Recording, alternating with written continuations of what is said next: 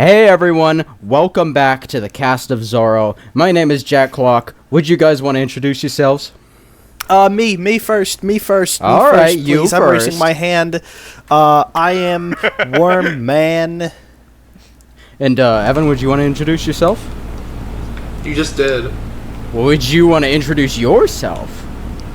No, I don't really feel like it. You stole my thunder. Alright, fine. This is Evan Ramirez. And last but not least...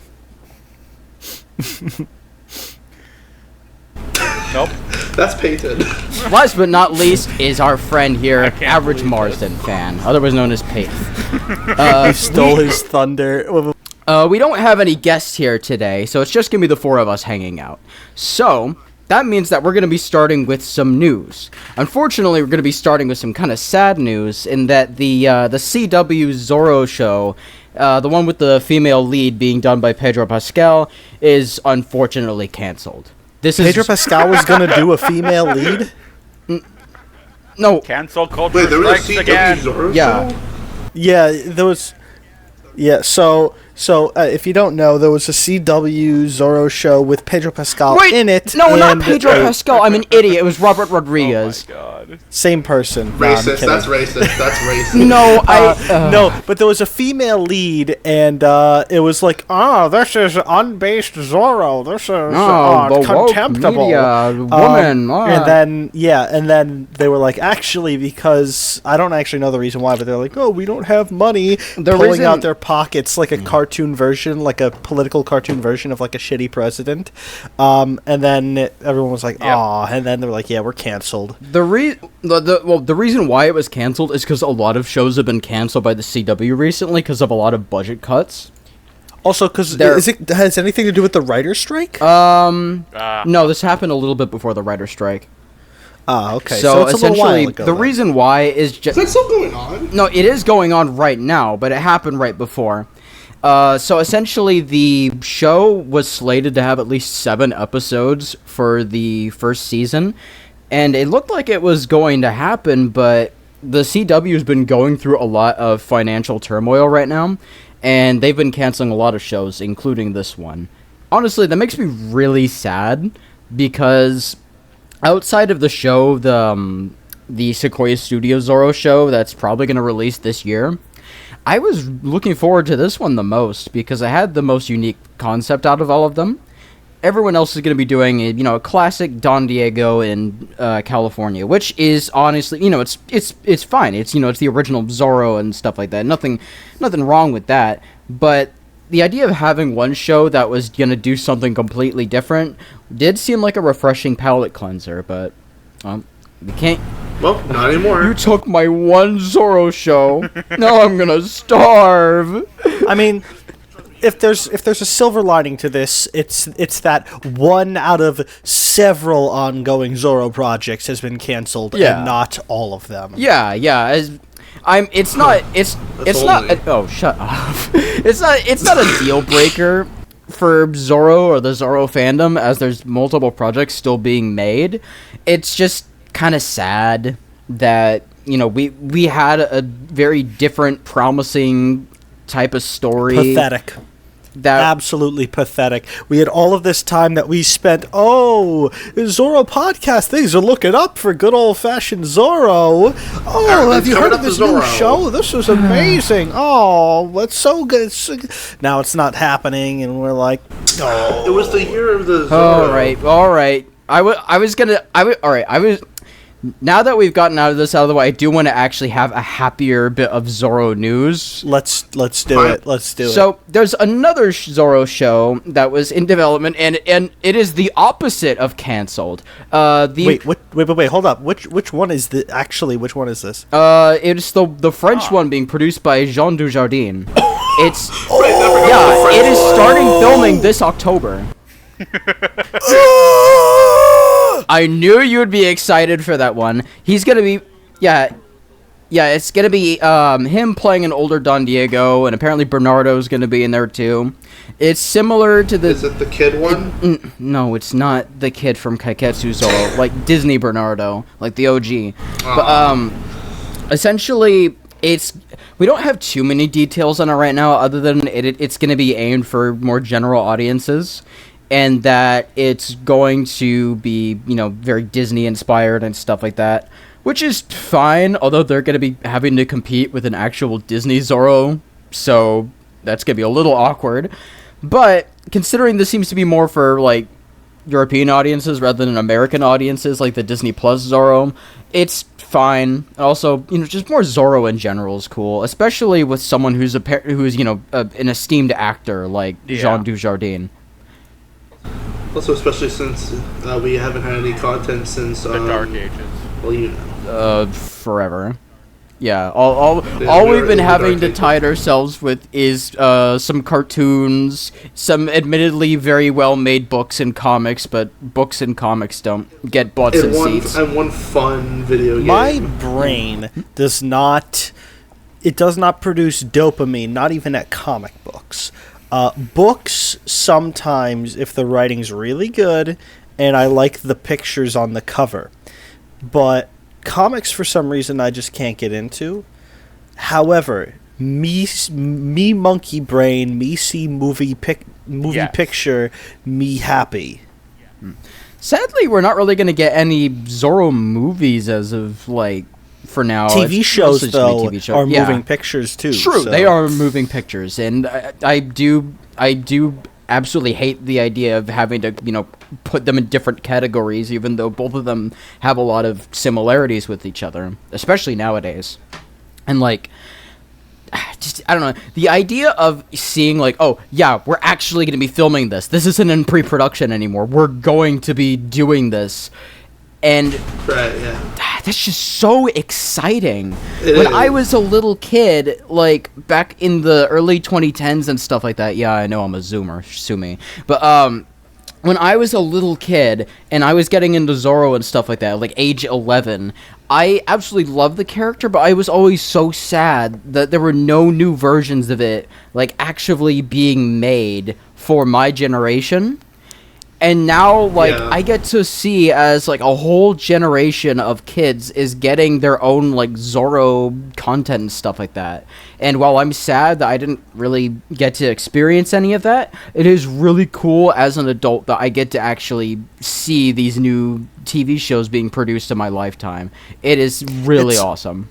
It's like if a kid's childhood is... If a kid's childhood is completely and utterly ruined by 4 to 5 continuous non-stop years of 24/7 Teen Titans Go, and then you realize, oh wait, Cartoon Network is rebooting a bunch of old shows? Oh, that's actually so sick! I'm not gonna get to enjoy it, but someone will. Don't say that. Don't say that utterly wrong statement. I am saying that. I am better than the original. I'm on that boat. I'm sorry, I am on that boat. Welcome to the Zorro podcast, everyone, where people argue about stuff like Teen Titans Go. Yeah, I love the gold standard episode. It was my favorite. All right, let's move on to our last piece of news. This is comic-related news that Zorro Flights Issue 2 has released a month and a half ago. I know it's very old news, but it's something. Oh, brother, it's wake nice. Me up when something happens. Nah, it's actually exciting. You're gonna have to wait context. It's actually exciting news, but I've also established that I just don't really read comics, so once again, I won't be enjoying it.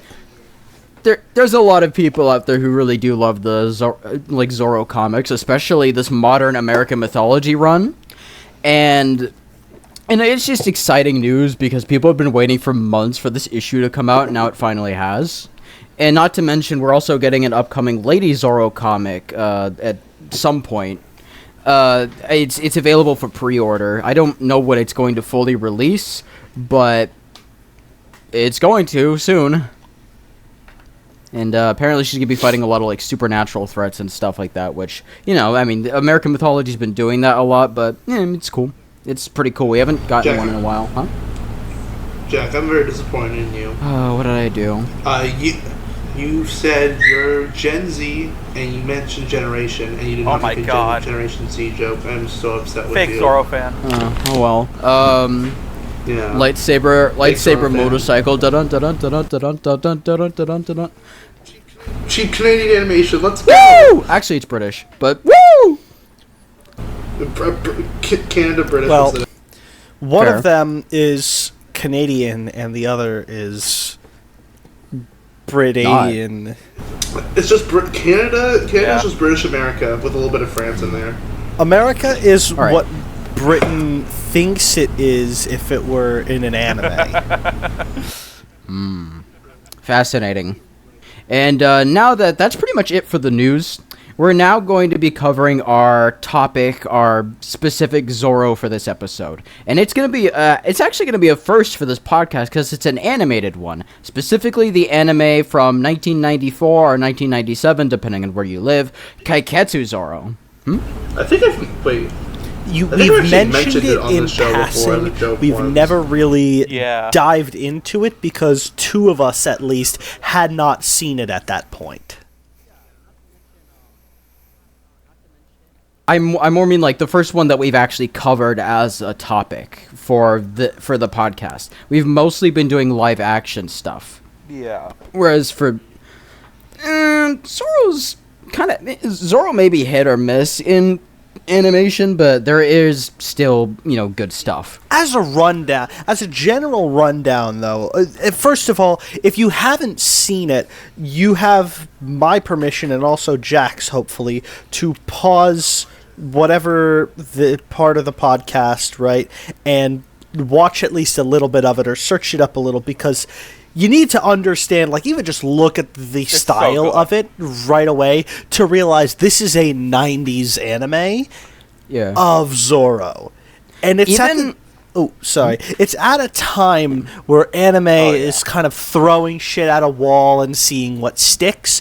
Some of it's kind of gimmicky, some of it's very fun, some of it creates a lot of the stereotypes that we then will associate with anime in the future. However, one of the things that I notice is that for an anime, a lot of things are kind of toned down more than you might expect. Yeah. So because I was gonna sorry to cut you off. Go ahead. But I was gonna say I do agree with you on that because I myself am not really into anime. I'm not a weeb, as the kids these days say.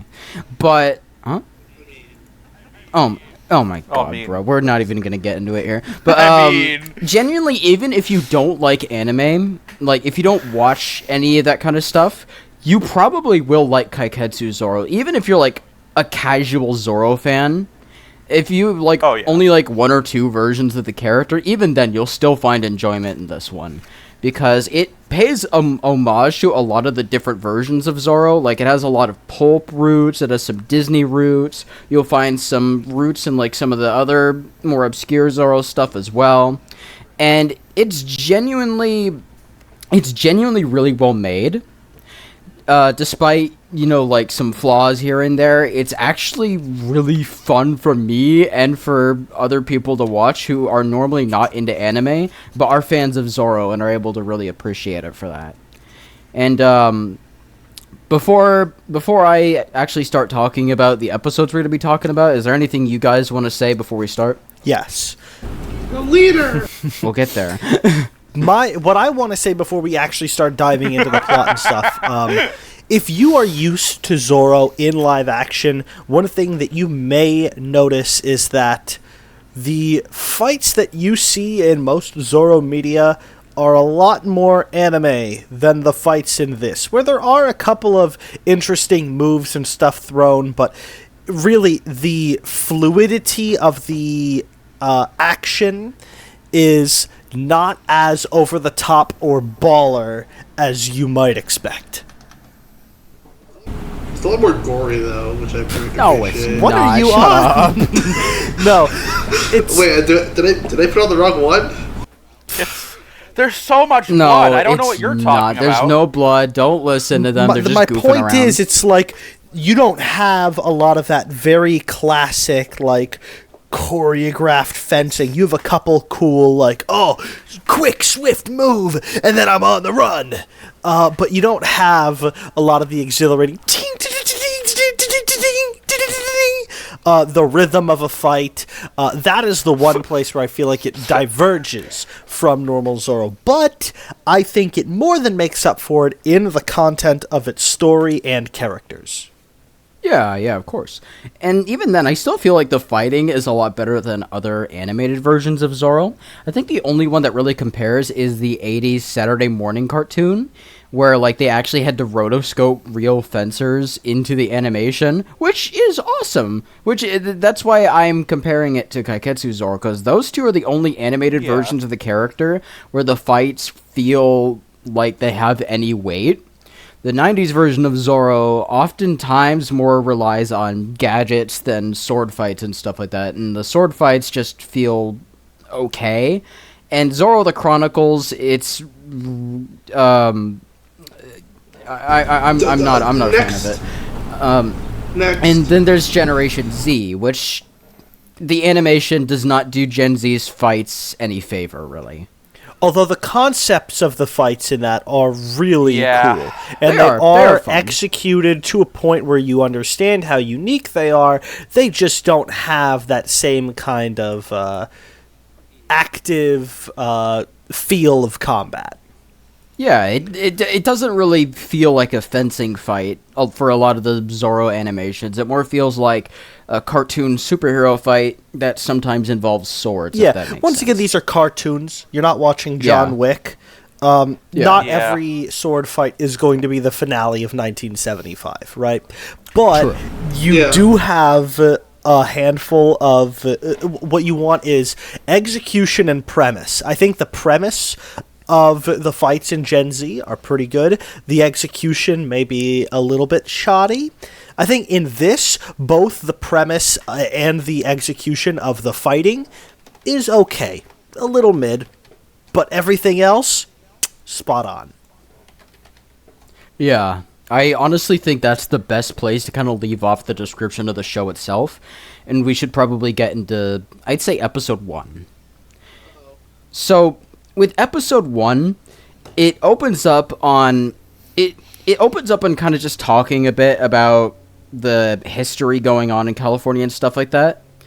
And the narrator's actually not that bad, but once we start to get to the characters, we kind of see a bit of a problem that the show has. So what problem? Very funny. All right, so the problem is that the only option to watch this show is the English dub, as the original Japanese version has not gotten any English subtitles as far as we know. And normally, when it comes to any foreign media, like when it comes to, either live action or animated, in pretty much any country, I will take dubs over subs usually.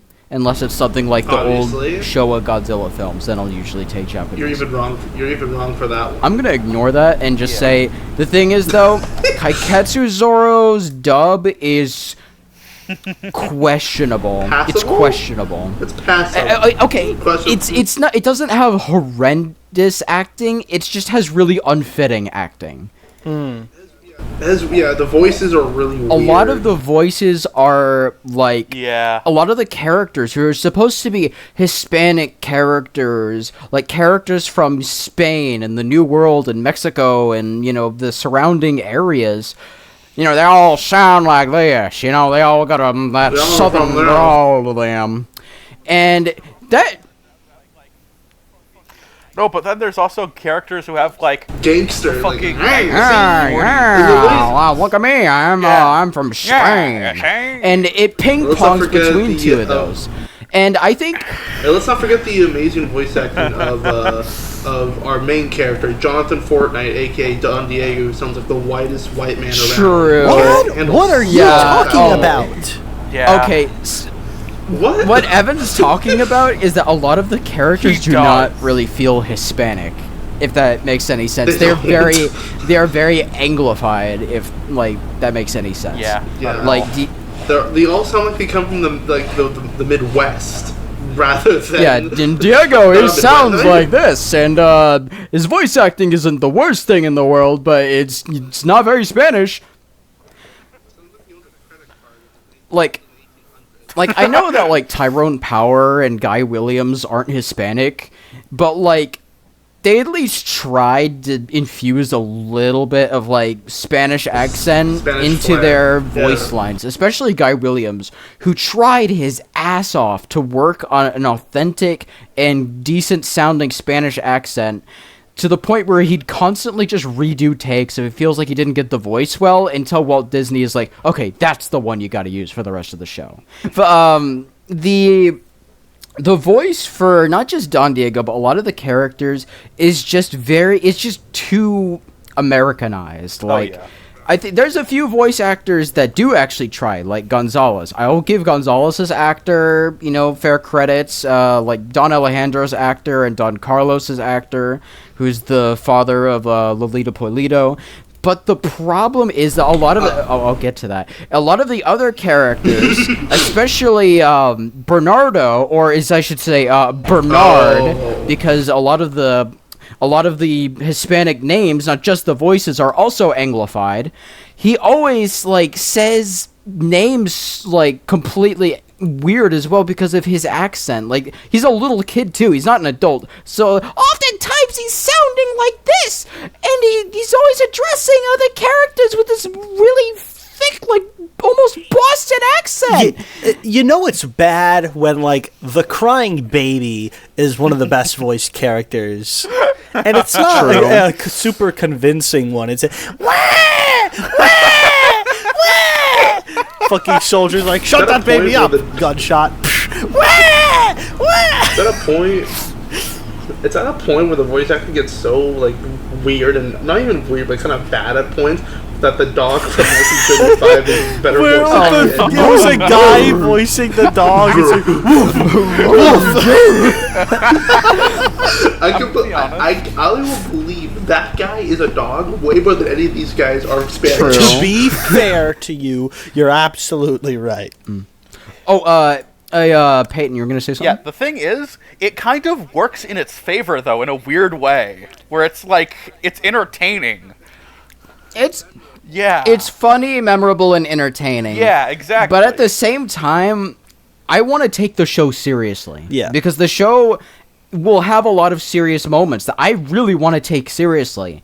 But the voice acting is telling me not to, and it creates such a disconnect. Let's also forget the main villain sounds like Elvis. I actually like that. I like so well. That. Yeah. It fits. The main villain sounds surprisingly somewhat intimidating, which does work in its favor. The good news about the good news about the entirety of it, is that you have from start to finish, you have a compelling villain, a decent hero who kind of sounds a little bit vanilla. Vanilla on white bread. Okay, yeah, white bread Diego does sound a little better when he has his mask on, though. Extras that are just you're supposed to have extras to sell a scene, people who are in the background to make the scene more like there are people there. You might as well not have a lot of these extras have speaking lines because they sound so bad. Which is a shame, because a lot of the extras in the earlier New World Zorro or Family Channel Zorro, a lot of the extras kind of breathe life into the town a lot, because they just be doing random things, and a lot of them would be doing comedic stuff like that. It felt natural, because the filmmakers are like, oh, this is a comedic scene. The peons are doing goofy shit. The characters are all having a goof, having a laugh along with us. Whereas the anime is this is a serious scene where people are getting oppressed and whipped and beaten. And is Zorro gonna come help us? Someone help us! I hope Zorro comes to help us! The thing is where no one's gonna help you now, peasants. Sorry, continue. At that point, don't even hire voice actors. don't I even disagree with you. give them voices. It adds so much to the no, show. I'm saying for like I'm saying for the serious scenes. Yeah. Like at that point, don't give them speaking Thing is- roles, or at least hire someone who knows There how are to act. more Yeah. serious Zorros. I feel like this. Because it feels like This is like in good fun. You know what I mean? Yeah, but I know I understand. No, Yeah. I'm saying you can have these silly characters because I like they're- Yeah. I they're like the so silly voices, entertaining. but. the thing. But it Yeah. feels like it seems. Sorry, It's I'll yeah, say yeah. my point and then I'll let you talk. But like, it seems like these people, like the extras they hired, were like janitors who did not know how to voice act. They only know two voice like caricature voice actors, was like the Yeah. 40s gangster or the Yeah. southerner, and that's But that's it. what All they makes knew how to it do. so And they good. hired, and he played 20 The, characters. the problem with that though, Peyton, like with like the characters always sounding so goofy, is that like Kaiketsu Zorro, like you can actively tell that it is trying to have some more serious scenes and stuff like that. Like I'd argue that the Duncan Regeer New World Zorro or Guy Williams Disney Zorro are just as silly in tone, but there's also a lot of serious scenes in all three of them, and you can like the Kaiketsu Zorro would still be really funny if they did a lot of the intentionally funny stuff. It's just the problem is that when the show is actively trying to say you're supposed to take this specific scene seriously because we're trying to take it seriously, and the actors aren't taking it seriously, then why should the audience take it seriously? Yeah, I get what you mean, but it's just. I feel like it's just way too colorful also to take it seriously. I guess, yeah. And also, keep in mind, it's also Yeah, like a kid's exactly. movie, so there's not really that many serious Yeah. moments. But like, the few times it tries, I feel like Sometimes I can't it take it works seriously for me, because it's actually. voice acting. Yeah. Well, like Sometimes, sometimes if none of the extras are like talking about a speakeasy or anything like Yeah. that, then I'm fine with that. But it's just like the actual Yeah. main characters who actually have decent Yeah. voice Yeah. actors are there, then I'm fine. But if it's like literally Mr. Bugsy Stallone talking about Tornado and his Tornado. Hacienda, I can't take that Tornado. seriously. Hacienda, yeah. And Like the thing is though is that it feels like it is funny. I'm not disagreeing with you on that at all, but it feels like I'm laughing at the show rather than with it. And like at certain points. cuz like let's compare it to another really goofy colorful Zorro, Gayblade. Gayblade has a lot of extras in it that will actively say funny stuff from time to time. But that comes But it also with some of the live action stuff anyway. true, but I'm more comparing the voice acting compared to like but the you action. cannot separate the voice acting from the acting in Gayblade. Okay, Is what I'm saying. Generation Z. Generation- How about that? Honestly, I have not seen as much Generation Z to compare it Yeah. to Kaiketsu Zorro, Fair. which But El Fantasma, I know, I mean, me out of all people saying that, but Well, okay. From what I've seen in Generation Z, at least, all the voice actors fit their role Yeah. perfectly. Like they actually are competent voice actors. They're not just Joe Schmo that they hired off the broom closet who was like just eat a tuna But sandwich or also- something. It's like, hey, can you do this voice for me real quick? Like, I don't really know how to act, but yeah, sure. Yeah, but at the same exactly. time, what are the most serious parts of Generation Z? Generation, none. Yeah, None. exactly. So it's not really a fair comparison. Well, I know, but I'm saying if we haven't seen most of it That's anyway, true. so we don't know. So, But we but I have feel watched like Yeah. if out of it. I know it's a comedy. It's a comedy Yeah. kids show, so I get that. But if that, Yeah. I will take if they try to do a serious moment in that show, I take it 100% more Yeah. seriously than Kaiketsuzo with Yeah. all their.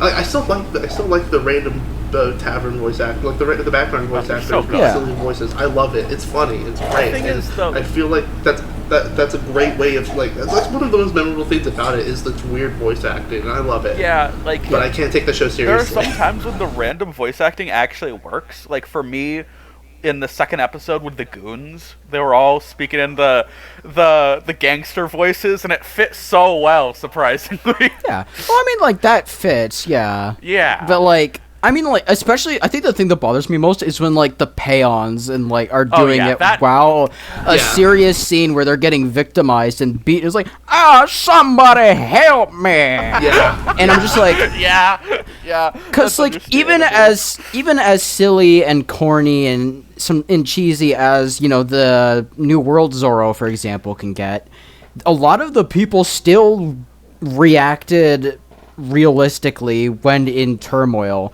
to where I actually felt bad for them. I feel like... And don't get me wrong, a lot of them also did really funny stuff, too. A lot of the voice acting, and that one could be really funny, too. But they knew when to keep it funny and when not to. And they knew when to make Bernardo not be in the scene. I feel like... Because I don't remember this exactly. I have a vague memory of, maybe not of episode 1 or 2, but when Lolita was getting attacked, or about to be attacked, Bernardo just screamed, "Lolita!" It was like, that was like, it was so goofy. Yeah. Like, I don't feel any threat, because now Mr. Lolita over here is like screaming. Yeah. It's so stupid. Lolita! Somebody get Zorro! But, like, speaking of that, ever since I was a kid, I always wondered what Zorro stuff would be like if they got Bernardo or Felipe or Paco or any of the other servant type characters to talk. But ever since watching Kaiketsu Zorro, I'm like, no, I'm good. I'm happy that they never got Bernardo to say anything or scream anything, and they got Felipe to just say, "Diego, look out!" and then that's it. I feel like it would be better to compare it to Speed Racer. You know what I mean? I don't Racer's know like what that is. 60s, yeah, but it's still the same vibes. Yeah, okay. Well, okay. Talk about it. Yeah. So, Speed Racer is like, that has like almost zero serious moments, like most 60s anime. Like, that show is like a pure comedy. Like, anytime there's a character death, like, you know, the infamous one, he's going over the That's what I mean. That's what I was thinking of, because it has that entire energy for most of the show. Yeah. Also, 60s anime is very weird. Like, a lot of the time where they will have serious moments, it's just out of the blue. Like, it hits you like a tonal whiplash. Like, there's a goofy scene of like these two people talking, and then, oh no, he's killed, and they just scream, and I'm like, oh, okay. Yeah, but like the thing about like Kaiketsu Zorro is that it does have serious concepts and stuff. The first episode opens with a family actively getting persecuted and attacked by soldiers for trying to speak up against the government. And it's like, you know, because they did stuff like this in Disney Zorro, and that was really compelling when they did that. I genuinely, my heart broke when I was a kid for the Torres family in the first 13 episodes. Oh my god. But like, in Kaiketsu Zorro, I have the same reaction for the family, but then it just gets undercut by someone making a goofy, like, voice and stuff like that. And I'm just like, please stop killing the tension so much. One of the best scenes in the entire episode was when the soldiers were searching through the boat, kicking down door to door and trying to find the family. And while, yeah, sometimes they do say some goofy stuff, it's mostly just Gonzalez eating stuff or commanding someone with his goofy voice, which it's fine for Gonzalez to do. You have the premise. You have a premise of somebody their life is actually in danger, and everybody is taking it very seriously, especially with how Don Diego is visibly like, oh, I actually can't do anything in this one moment. Yeah. Yeah, and like, these scenes are really good when no one is opening their mouths. Yeah. Especially in the action scenes. I'm okay with a bit of odd, weird, cheesy banter during a sword fight. That's a Zorro staple. I'll perfectly accept that's time. The usual. Especially with the other villain, the one that doesn't sound like Elvis, and he goes, "I'll catch you, Zorro." Like, that's fine. That's fine. Yeah, it fits very well. But it does fit very well. And isn't that the Capitan? I thought that was the captain. There's a captain, and then there's a military guy that's even higher rank. We're talking about the blonde one, right? Both of them are blonde. Yeah, they both are. Wait, they are? Yeah, both of them are blonde. Yeah. I don't. Hold on. Let me get the cast list out for Kaiketsu Zorro. No way. I'm gonna open that up again. I thought there's Lieutenant Gabriel and Commander Raymond.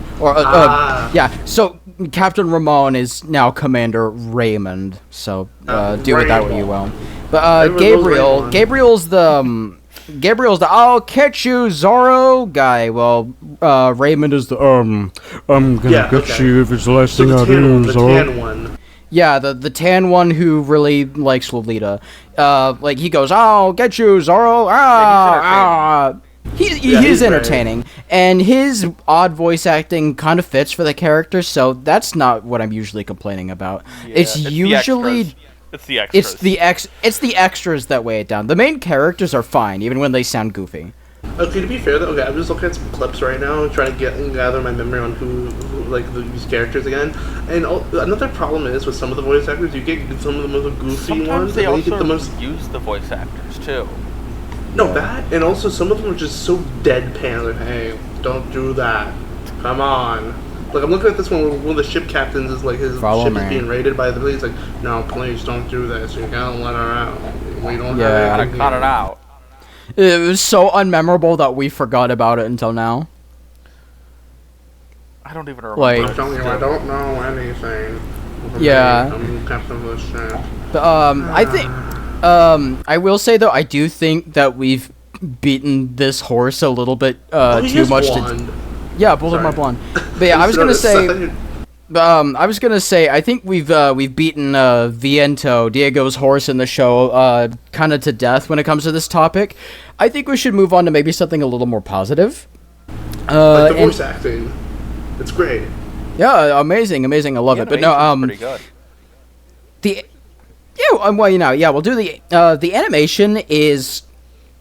It's way better than most other Zorro animated project. I know that's not too much of a stretch to say, we were mentioning it earlier, but especially in this first episode, you could tell they were giving it their all. The first duel, when Raymond is about to execute the peons and stuff like that, and Zorro jumps down from like the cliffside and then just destroys everyone. And the fight scene that he has with Gabriel both times, I'm actually going fluid. I'm actually going to talk about that, but in a different light, because for me, I have a feeling that to have Zorro win so effortlessly in his first bout against the big bad is a huge problem to me. And I'll give you 2 reasons why. And it's sort of an if-or situation. In scenario number 1, you've built up your you've built up your protagonist to be this character who you already know can beat the main villain. And so what are they going to do? It's going to basically just become like it's going to become like a comedic serial where it's like he's going to just beat the main villain every time, and the main villain's going to keep trying to come up with schemes and it's going to keep losing. That's scenario number 1. The second is the big bad is going to get one over on the villain, or some other villain is going to get one over on him.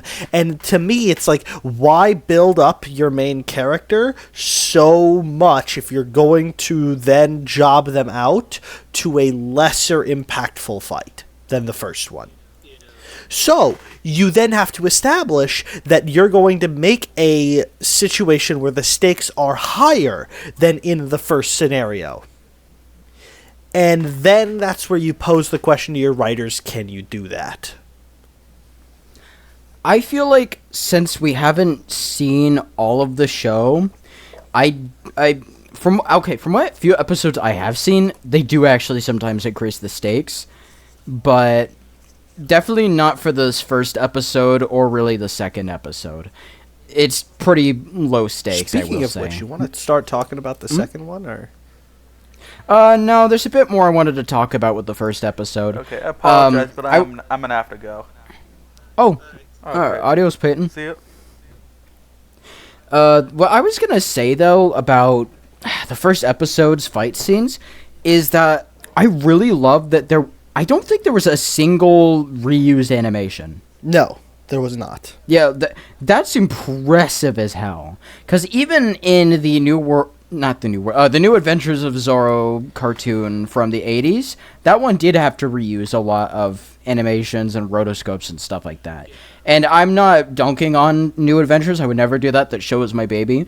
But Kaiketsu Zorro does not do that at all. Like all of the duels I've seen so far from this show, because I have seen a few episodes outside of these two, all of them have unique animations and frames and movements and stuff like that, which is so impressive, especially for an anime made like before the 2000s, because a lot of those have really low budgets. And I just think it's so impressive that they actually managed to do that. Or if they did sneak any reused animations, I did not notice, which honestly is just as impressive. Because we compare it to another anime show with a lot of fighting that came out around the same year, like a year or so. Mortal Kombat: The Journey Begins. Now that show, every frame is reused because they try to extend the runtime of 20 minutes, 10 minutes of animation to 45 minutes, and it is actual pain to watch. No, let me talk about this, because I had to watch that. You didn't.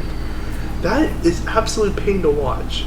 To watch like a 20-minute, not even 20, a 10-minute fight scene of the same 5-second uses of animation over and over again for 10 minutes. It's absolute torture. And this, even if the animation for even though the fight scenes are a little, in my opinion, a little bit underwhelming.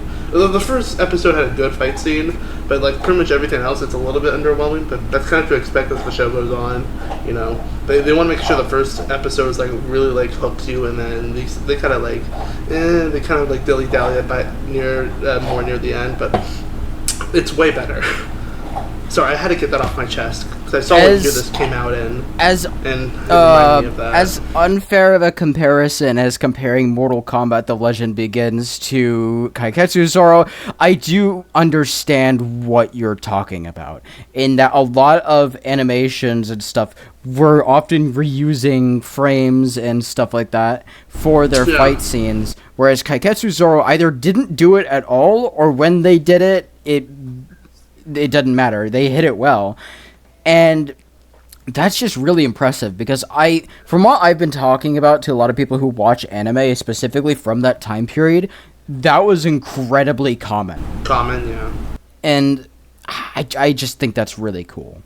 There's one more thing I kind of wanted to talk about. It's that it pulls a lot of influence, like the story pulls a lot of influence from different eras of Zorro, which I mentioned before, but also I love how similar it is to The Curse of Capistrano, the original pulp story. I love that they reused a lot of the characters from that, because a lot of them don't get a lot of love, like, you know, Captain Ramon, or Raymond as he's called, or, you know, Lolita Pulido and her family. We don't get to see, you know, the Pulido family much anymore, and that's honestly one of my big gripes about the Sequoia Studios Zorro, is that while they are bringing back Lolita, they completely changed her last name to Purdue.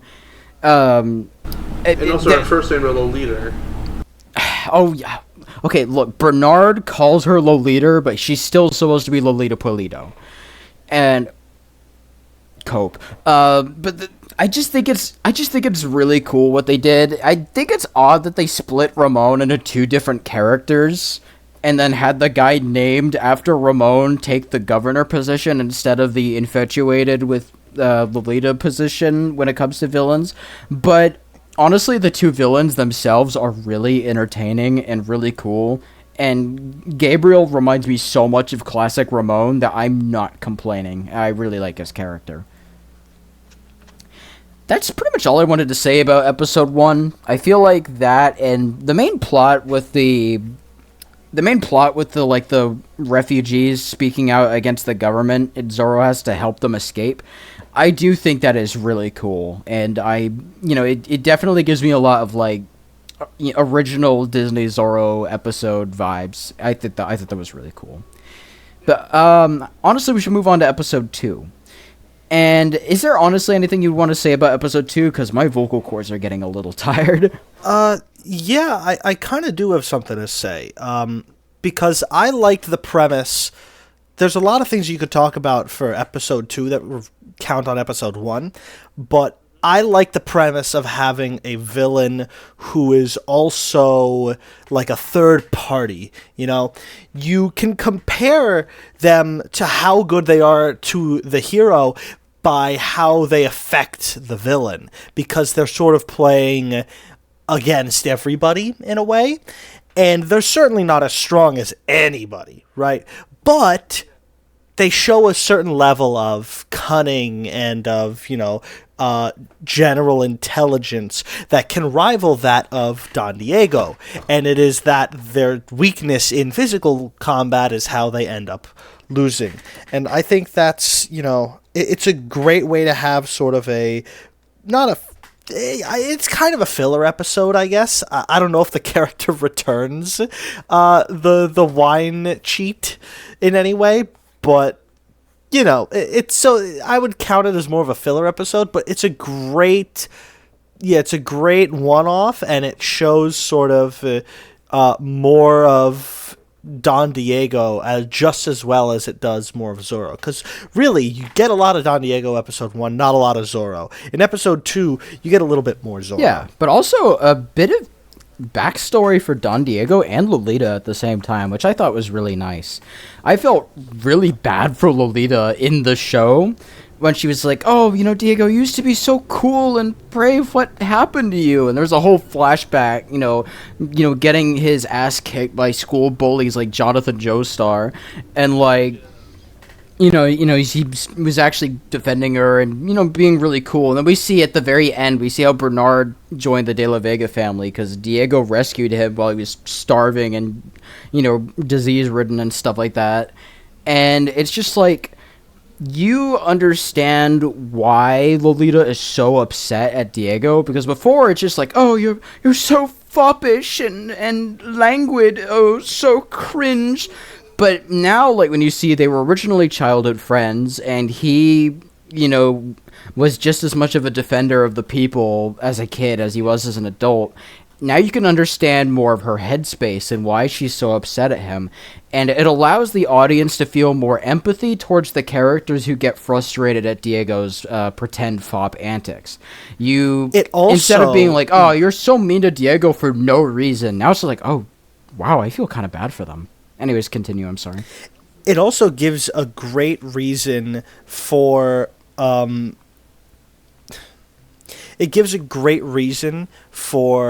the father to not be like, one of the problems I have with the Disney show is like, my son breathes in my space again. I swear, how come he can't be more reckless like me?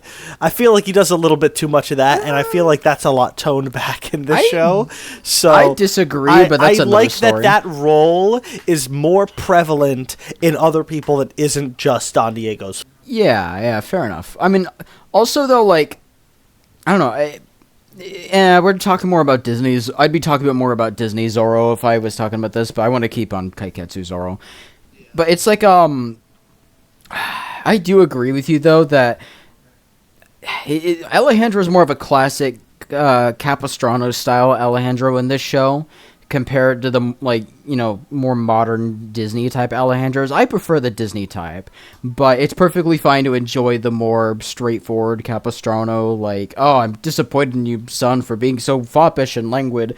It's funny, it's fine, and he does get stuff to do, unlike Capistrano Alejandro, so it's not, it's honestly more of an improvement. Same thing with Don Carlos and his wife, because originally Lolita's mom had no personality whatsoever in the book, other than she was timid and fainted a lot, and that's kind of it. And you can kind of tell Lolita got a lot more of her personality from her father. But in this one, it's both of them have a lot of character and stuff like that, and I really like Lolita's family in the show. And I think that's honestly it for what I want to talk about the second episode. I was just gonna say, it's a pretty serviceable kind of villain of the week episode that a lot of Disney episodes and New World Zorro episodes had. The kind of episodes where it was just like a villain shows up into the Pueblo, they cause trouble. Sometimes there'll be a third party that messes with the Alcalde and Zorro alike, and then they're promptly kicked out for the at the end of the episode, and maybe not, they'll come back at some point later. It doesn't really matter, but it's just kind of a serviceable, normal episode of a Zorro show. There's not really much else to say about it. I more just wanted to talk about it because I wanted to have episodes 1 and 2 being covered on the show. Anything else you guys want to say before we move on to the final part? The leader. Understandable. Anyways, so the last one is going to be me posing the question that we do every end of the episode to you two. Who would win in a fight? Guy Williams Zorro if Alejandro was hurt or threatened? If he lost the fight, then they'd kill Alejandro. Or Duncan Regeer Zorro without his no-kill rule. Which one of the two would win if you put them in a fight against each other? Which Duncan Regeer is that? Is that New World one? Yeah, the New World Family Channel one. The giant mountain of a man. That's hard. Probably the Disney one because I've seen more of the Disney show, so I would know more. But that one episode, those 2 episodes with that really powerful general guy, I forget his name, but Palomares. Really, yeah. I also think Disney. Because I've seen more. Fair enough. So I know more of what he's capable of. And I know more of what the Guy Williams Zorro is capable of, and knowing that, it's probably the other one. I guess. Look, Diego in the Disney Zorro gets super insanely power boosted whenever Alejandro is hurt or is threatened. Especially if you take episodes like season 1, episode 7, when Alejandro's shot, he plows through an entire army of soldiers just to get to him. And then another episode, it was an Affair of Honor. I don't remember which episode it was, but it was in season 2. So this insanely powerful swordsman threatens and hurts Don Alejandro because Alejandro told him to stop bullying people. And Zorro goes to town on him in that episode, absolutely destroying him in Duncan Regeer Zorro, though, has a higher fight IQ, in my opinion. True. I'd argue he's way smarter. And if he doesn't have a kill rule, I feel like he's just gonna end the Guy Williams Zorro. True. Duncan Regeer Zorro he's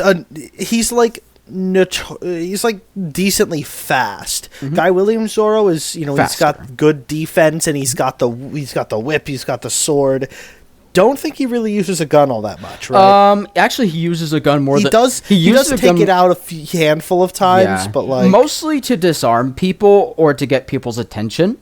Duncan Regeer Zorro, I'd argue. So the thing is, he's not as fast as Guy Williams Zorro. He's actually pretty slow compared to most Zorros, but his defense is impeccable to the point where he'll manipulate skilled, trained swordsmen around like rag dolls and stuff like that with a slight movement of his wrist.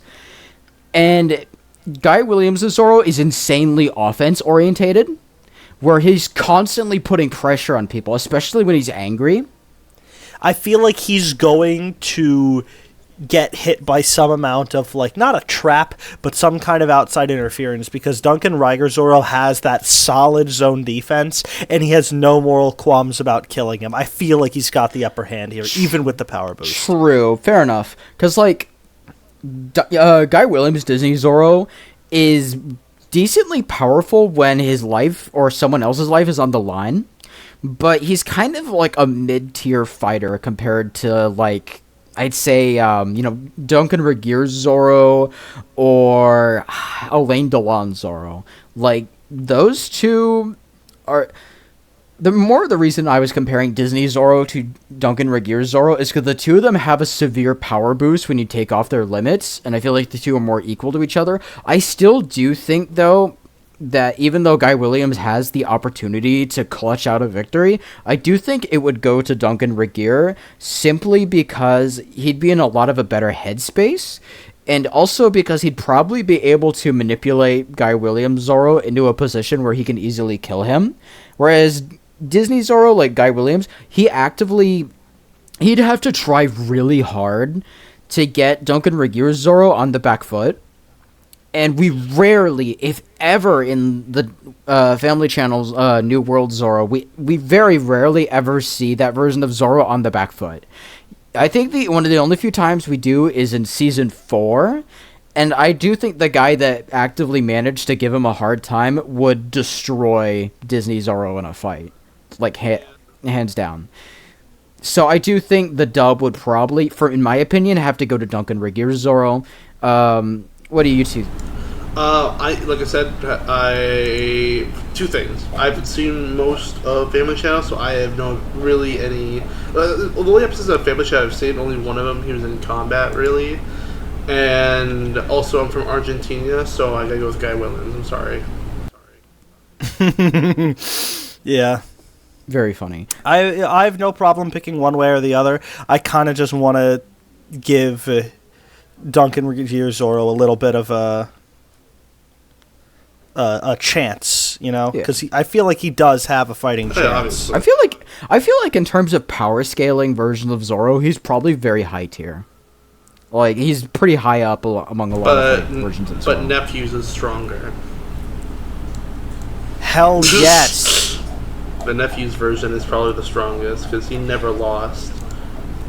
That's a fact that he never lost from what we've seen. Well, are you talking about Zorro from Nephews of Zorro or the Nephews themselves? Zorro. Raphael? Yeah.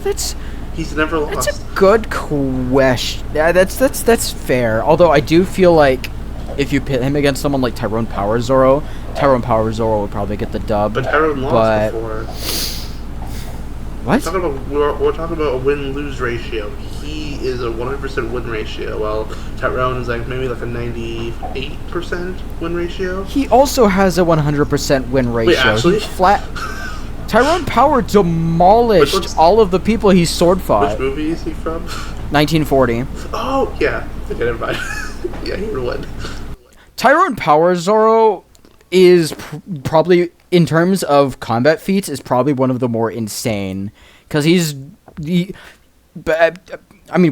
talking about the two TV Zorros, though, so I more just say, you give the dub to Disney, Worm gives the dub to New World, I think that it's close. I think that it could be one or the other, but I do think it is slightly more likely for New World Duncan Regehr Zorro to win. So, I think that's huh? I was going to make a joke about Nephews again, but yeah, you got a point.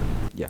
I think... who wins, Guy Williams Zorro or the Enforcer with enough prep time? And the Nephews of Zorro, and everything goes right for them. With Nephews of Zorro with ultimate luck. Guy Williams versus the Enforcer, I'd say the Enforcer would win that one. The Enforcer would probably beat a lot of versions of Zorro.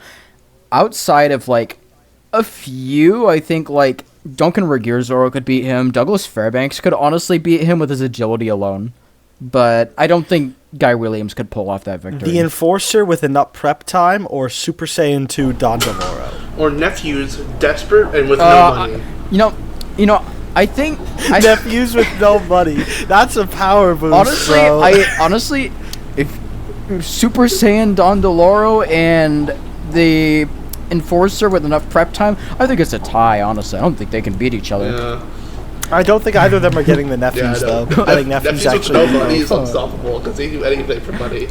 Alright, I think that is going to be the end of the episode. We ended on a pretty good note. I think that's fair to call it there. My name is Jack Clock. This is the Worm Man and Evan. Yeah. It's all been a pleasure seeing you again. I know it's been a while since our last episode. I want to do some more later on. And it's been good seeing you. Sayonara, folks. Adios. All right. Bye.